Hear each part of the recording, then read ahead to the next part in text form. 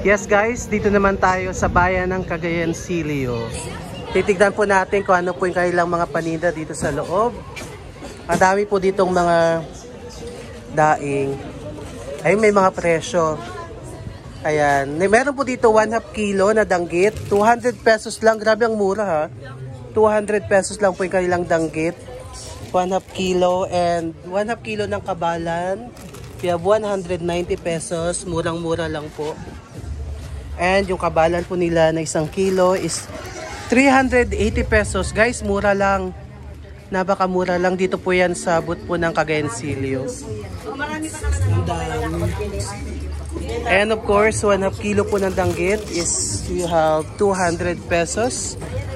And we have Marayo beans. We have 40 pesos. And meron din po silang mga banig na 1,250, 1,300. Yan, mga banig po from Cagayan Silio po. And of course, dito po, meron din po sila ditong mga bagoong dilis. We are 775 pesos. And bagoong dilis, meron din silang 100 pesos guys. Ayan, mga bagoong and mga daing. Ay, akin po to. Opo. And meron din po sila titinda ditong kasaba crackers for 80 pesos. Yan, product po ng Cagayan Silio guys. Ano kay lasa nito? Ano siya dito na? Parang ano siya, crackers siya. Para siyang crackers. Prituin mo yan, sir.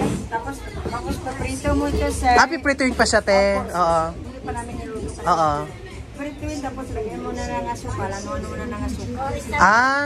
Ito pala guys is kasaba crackers. Kailangan mo ng prituhin before lagyan ng asukal. Perfect. 80 pesos lang guys. Punta po kayo dito sa Cagayan Silio booth and mabibili niyo po ito ng napaka-fresh. Ayan, grabe. Kasaba slice. Ano naman to, te? Paki-explain, te.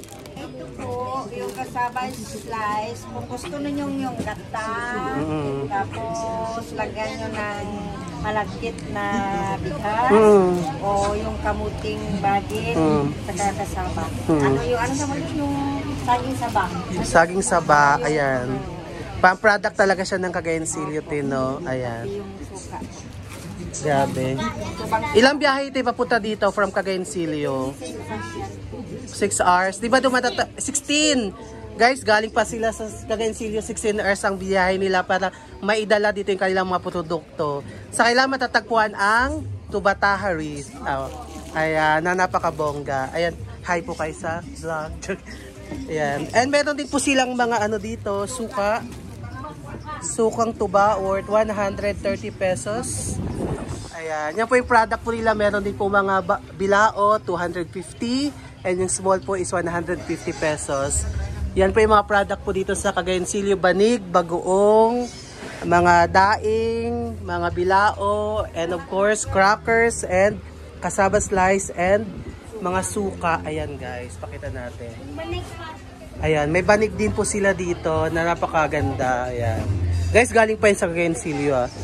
Bili na po kayo dito. Ayan. Alright.